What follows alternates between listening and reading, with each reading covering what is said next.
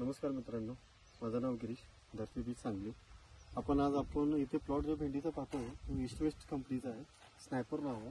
याचं वैशिष्ट्य म्हणजे काय आहे तर भेंडीची पानं इथे कात्रीसारखी आहेत आणि महत्त्वाचं म्हणजे नोडल डिस्टन्स कमी आहे आणि फूड जादा आहे. हिरवीगार भेंडी आहे. मार्केटला इतरांच्यापेक्षा साधारण 2 ते 5 रुपये भाव जादा मिळतो आणि विशेषतः रोगाला खूप कठीण आहे आणि कलर हा डार्क ग्रीन आहे. तिला तुम्ही पाहू शकता.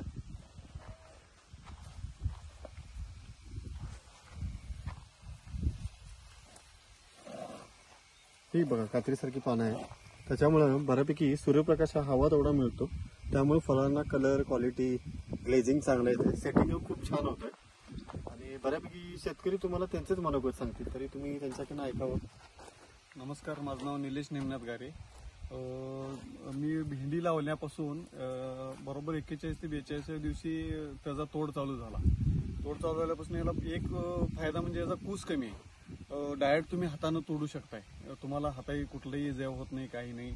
आणि याचा फायदा म्हणजे मी ज्यावेळी मार्केटमध्ये घेऊन गेलो त्यावेळी दुसऱ्या भेंडीपेक्षा ह्याचा रेट 6-7 रुपये जादा भाव मिळाला मला. तरी पण तिथल्या व्यापाऱ्यांनी मला बोलले की ही कुठली जात आहे, काय आहे विचारले मला. मग त्यांना समजावून सांगितलं की अशी ईस्ट वेस्ट कंपनीची स्नायपर जात ही लावलेली आहे.